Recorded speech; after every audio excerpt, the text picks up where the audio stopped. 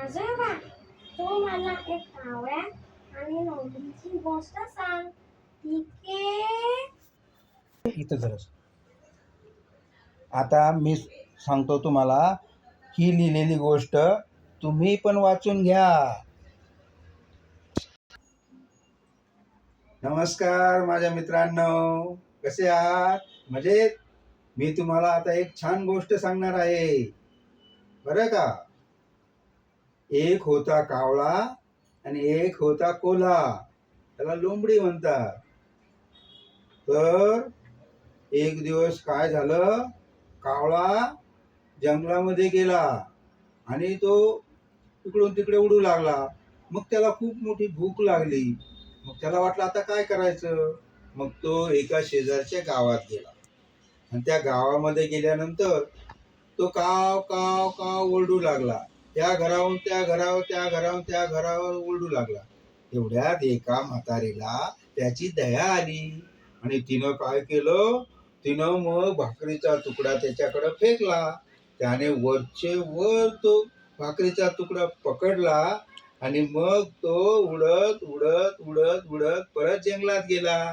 त्याला वाटलं जंगलात निवांत बसून तुकडा खावा आणि मग पाणी प्यावं.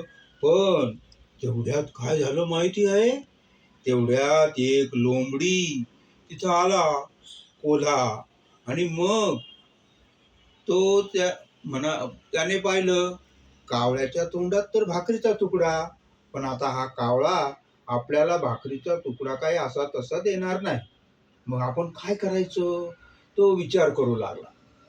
मग त्याला एक युक्ती सुचली आणि तो म्हणाला, अरे कावळे दादा, तू किती छान आहे.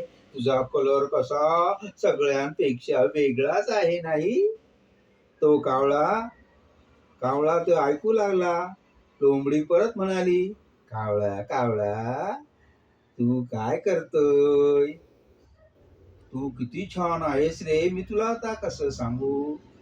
लोंबडीला काही सुचना, कावळा काही तोंड उघडीना. मग लोंबडी विचार करू लागले की काय करावं म्हणजे कावळा तोंड उघडेल. मग ती म्हणाली, अरे कावळे दादा, तुझा आवाज किती छान आहे. तू गाणं म्हण बरं, गाणं म्हण बरं. आणि मग काय, लोंबडीच्या स्तुतीला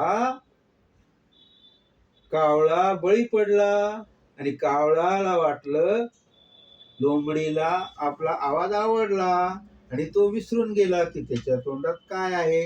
आणि तो ओरडू लागला, गाणं म्हणू लागला, काव काव काव काव काव काव. पण तेवढ्यात काय झालं, त्याने चोच उघडल्याबरोबर कावळ्याच्या तोंडातला भाकरीचा तुकडा खाली पडला. तेवढ्यात सावध असलेल्या लोंबडीनं तो तुकडा पटकन पकडला आणि जंगलामध्ये पळून जाऊ लागली. आणि पळता पळता म्हणाली, कावळे दादा, मी तुझी कशी स्तुती केली आणि स्तुतीला तू बळी पडून तुझी भाकरी मला दिली. धन्यवाद.